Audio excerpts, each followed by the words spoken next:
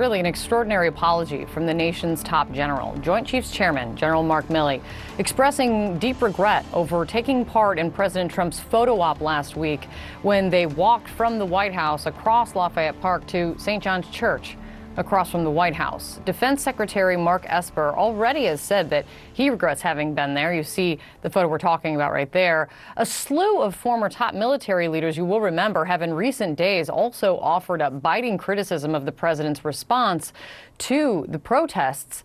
But even with that kind of chorus of anger and criticism over the president's response, it is today's comments by the current Joint Chiefs Chairman that really stick out, that really are making news. Let me play Mark Milley's remarks to the graduating class at the National Defense University. Many of you saw the result of the photograph of me at Lafayette Square last week. That sparked a national debate about the role of the military in civil society. I should not have been there. My presence in that moment and in that environment created a perception of the military involved in domestic politics. As a commissioned uniformed officer, it was a mistake that I have learned from, and I sincerely hope we all can learn from it. CNN's Barbara Starr is at the Pentagon. She's joining me now. Barbara, what are you hearing about this, and what else did he say?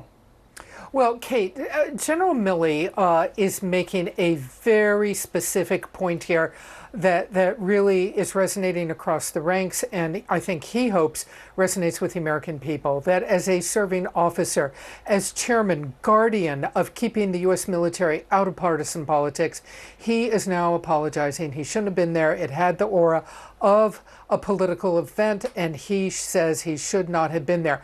You know, it's extraordinary. He is apologizing. He's owning it without any qualification. He is just standing up and saying what he now really wants people to know is that he shouldn't have been there. So he goes on and says a bit more about how he viewed everything that happened. And we should all be proud that the vast majority of protests have been peaceful. Peaceful protest means that American freedom is working. And I'm also proud of the response of our National Guard forces, who provided excellent support to local law and state enforcement under the control of state governors in more than 30 states across the country. We never introduced federal troops in the streets of America as a result of the combined efforts of the National Guard and law enforcement at quelling the violence and de-escalating very, very tense situations. We all know that our system in the United States is imperfect, full of passionate debate, and continually evolving. And we in the military will continue to protect the rights and freedoms of all the American people. Perhaps the most important thing here is not the politics, but Milley, along with Esper, had sought very much last week to dissuade President Trump from even the notion of activating active duty military troops, putting active duty troops on the streets in Washington, D.C. and cities where there was unrest. Milley is telling everyone that peaceful protest is a good thing, that the American military does not take to the streets against the American people. Kate? Barbara, thank you so much. Joining me right now is CNN military analyst, retired Lieutenant General Mark Hertling. General, it's great to see you, man. The chairman of the Joint Chiefs publicly breaking with the president, doing something that the president never does. Apologizing. What's your reaction to this? I had a strong reaction to it, very positive, Kate. This is something, this action of 10 days ago has been, reverberating through the military community. Many people like me did not like what General Milley did, what Secretary Esper did as being part of that photo op. For General Milley to now step forward and to say, hey, this was a wrong move, and the audience he stepped forward to do it too, I think really says good things about the status of civil-military relationships and is a positive that's coming out of this. A lot of people are talking about these kind of things. What is the proper role of the military in the civil-military relationship? And General Milley saying this morning at a graduation of the National Defense University is a big deal. Talk to me about the venue Do you think that's significant that he chose this moment, this graduation speech to speak about this? Yeah, I'll first inform your audience, because many might not know, Kate, that the National Defense University is not a college where 20-year-olds are graduating. This is the National War College. It's one of many war colleges in the military, and the attendees are senior level military people who have been chosen to attend. So this is a group of up-and-comers. They're colonels and captains in the Navy and the Coast Guard. And at this particular venue, there's also senior executives from many of the agencies like the CIA, the State Department, USAID. They have been in a year's worth of study learning about how to apply national strategy. So for Milley to address that, I'm a graduate of the National War College, and for Milley to address that audience with these words really says to them, hey, I was wrong to do it, but it also sends a very nuanced message of, you should never do something like this. Learn from my mistakes. The military is sacrosanct in terms of how they deal in politics.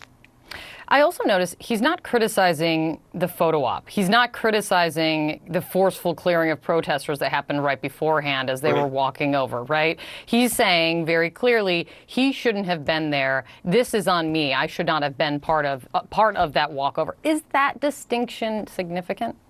It is, because what he's saying, which is what all military senior leaders wrestle with, this civil-military relations, is, hey, I'm a servant of the nation. I adhere to the Constitution of the United States.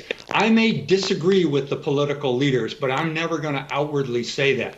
I will obey the orders that I'm given as long as they're not illegal, immoral, or unethical. Now, the president, on the other hand, doing this photo op, you can debate that all you want, American people, but don't pull me into that debate, because I am your guardian. I have pledged my oath to defend elected officials if they're giving me legal orders. Can I also ask you, because at the same time you have another split between the president and what we're learning is top Pentagon officials over possibly renaming military bases that have been named after Confederate generals. Trump tweeting out very clearly, his press secretary doubling down on it, that this is absolutely not, this is a no-go. There's no even opening for conversation. We're not renaming any base, no matter how vile these generals were. Can you just give me your feeling on this? And do you have a sense of the feeling among the military on this?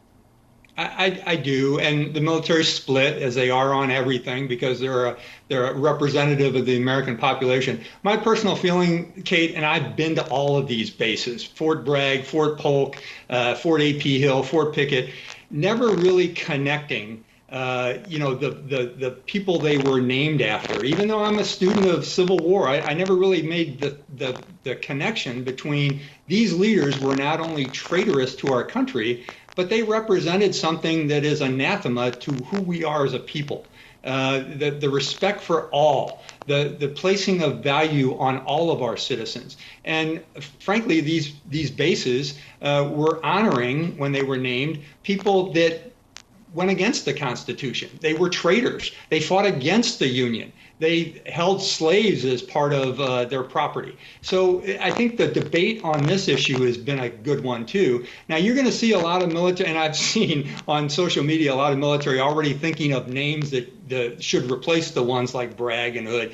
Let's not worry about that. Let's think about how do we move forward in this, and in fact, take a look at this conversation of saying, who do we really honor with naming conventions and with statues, and should we be doing that? And I think that's the debate that's taking place in the military. And frankly, there are going to be the old soldiers that say, I trained at Fort Jackson. I don't want that name renamed. But then there are maybe some that are a little bit more thoughtful, saying, how is that representative of who we are? And how do black soldiers feel about serving at those bases?